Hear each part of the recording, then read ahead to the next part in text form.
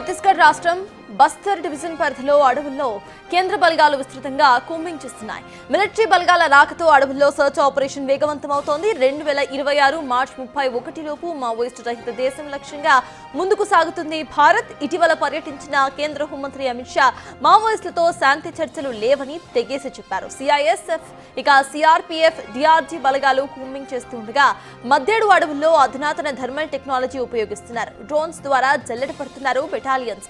కేంద్ర బలగాల రాకతో ఆదివాసీల్లో ఆందోళన నెలకొంది.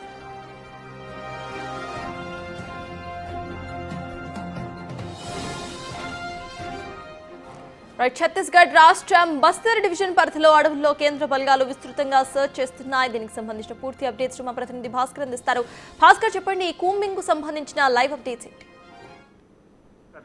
ఇప్పటికే ఖమ్మం ఛత్తీస్గఢ్ రాష్ట్రం ఉమ్మడి జిల్లా ఛత్తీస్గఢ్ రాష్ట్రంలోనూ ఒకవైపున ఒరిస్సా పరిసర ప్రాంతాలలో చాలా వరకు కూడా మావోయిస్టుల ఏరివేతకు కేంద్ర ప్రభుత్వాలు పకడ్బందీగా ఒక వ్యూహంతో ముందుకెళ్తున్న నేపథ్యం అవుతుంది. అబుజ్మట్ అడవుల్లో ఇప్పటి వరకు మావోయిస్టుల ఉనికి మొన్న గత 40 దశాబ్దాల పాటు ఉన్నటువంటి యొక్క రాచరిక మార్గాన్ని మొత్తాన్ని కూడా జనతా సర్కారుకు బీట్లో పడేలా ఒకవైపున మావోయిస్టులను ఏరివేసుకుంటూ లొంగ తీసుకుంటూ పోలీసులు పైచేసి దాల్చుతున్న నేపథ్యంలోనూ ఇటీవల కాలంలో మరలా ఇంకా మిలిటరీ బలగాలతో అడవుల్లో ఉన్నారనే యొక్క సమాచారంతో ఒకవైపున మావోయిస్టుల ఐడెంటిఫికేషన్ చేసేందుకు అధునాతన థర్మల్ టెక్నాలజీ, అంటే ఒక మనిషిని స్కాన్ చేసే విధంగా ఒక లేజర్ లైట్ లెక్క ఒక ప్రత్యేక పరికరాన్ని, అది టెక్నాలజీ, అత్యాధునిక టెక్నాలజీ, అదంతా కూడా ఆ మనిషి ఎక్కడున్నా సరే ఒక సెల్ ఫోన్ ఆధారంగా కావచ్చు, లేదా అతనికి ఐడెంటిఫికేషన్ ఒక ఏఐ టెక్నాలజీ తోటి మొత్తం అతను గుర్తించే పనిలో భాగంగానే ఈ యొక్క డిఆర్జీ సిబ్బంది కావచ్చు, సిఆర్పీఎఫ్ సిబ్బంది, కోబ్రా సిబ్బంది మొత్తం కూడా అడుగుబాట పట్టారు. ఫలితంగా చూసుకుంటే ఆ ప్రాంతాలు ఇప్పుడు బస్తర్ కావచ్చు, ఒకవైపున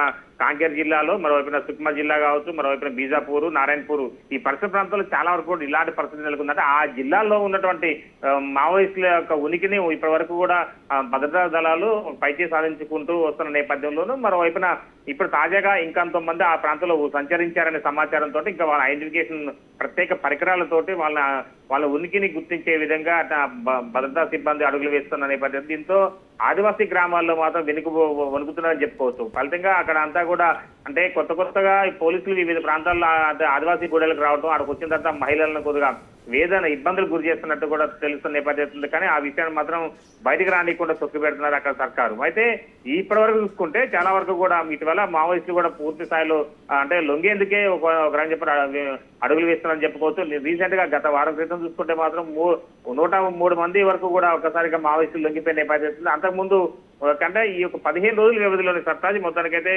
170 మంది పైగా కూడా ఒక్కసారిగా మావోయిస్టులు వివిధ అంటే ఆ పరిసర ప్రాంతాల పోలీసుల దగ్గర లొంగిపోయిన నేపథ్యం ఉంది ఛత్తీస్గఢ్ రాష్ట్రంలో. అయితే ఇప్పుడు మరోవైపున అభయ పేర్లతో కూడా ఒకవైపు తుపాకులు అంటే గన్స్ డౌన్ చేసి ఆయుధాలను వీడి జనజీవన సంస్థలు కలవాలని చెప్పి ఒకవైపు ప్రకటన విడుదలైన నేపథ్యంలో మరోవైపున ఇప్పుడు కొత్తగా తెలంగాణ రాష్ట్రానికి చీఫ్ గా ఎన్నికైనటువంటి మరో మావోయిస్టు కేంద్ర కమిటీ అంటే రాష్ట్ర నేత కూడా ఆయన వాళ్ళు విభేదించిన నేపథ్యం అవుతుంది. అంటే వాళ్ళ యొక్క లీగల్ ఇష్యూ మాత్రం ఒకవైపున మావోయిస్టులకు గందరగోళం సృష్టిస్తుంటే ఇదే అదనంగా భావించినటువంటి సైనిక సిబ్బంది, ఒకవైపున భద్రతా సిబ్బంది మొత్తం కూడా అబుజ్మట్ అడవుల ప్రాంతాల్లో మొత్తం కూడా ఒక కేసులో తీసుకుంటున్న నేపథ్యం అయితే ఉంది. ఇంకొక వైపు చూసుకుంటే మాత్రం ఇప్పటి వరకు మావోయిస్టులు కొన్ని వందలాది మంది కూడా నేలకొరిగిపోయారు. అయితే ఛత్తీస్గఢ్ ఒక 40 సంవత్సరాల పాటు జనతా సర్కార్ను ఏలినటువంటి అధ్యక్షుడు సైతం కూడా ఇటీవల కాలంలో లొంగిపోవడంతో కూడా ఇప్పుడు మావోయిస్టుల కథ చివరి దశకు వచ్చిందని చెప్పుకోవచ్చు.